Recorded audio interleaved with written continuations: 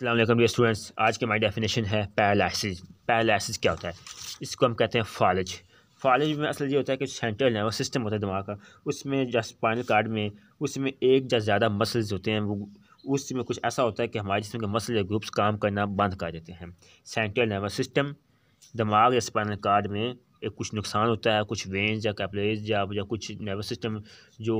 Distort ہو جاتے ہیں، تباہ ہوتے ہیں، جس کی وجہ سے ہمارے کچھ مسل گروپس کے ساتھ ان کا رابطہ ختم ہو جاتا ہے، ان کا کام کرنے کی صلاحیت ختم ہو جاتی ہے، اس کو ہم کہتے ہیں پیرالائسس۔ کمپلیٹ لاس آف فنکشن، مکمل فنکشن کا تباہ ہو جانا بائی ون اور مور مسلز، ایک مسل یا زیادہ groups, due to damage in the nervous system, nervous system میں ڈیمیج کی وجہ سے۔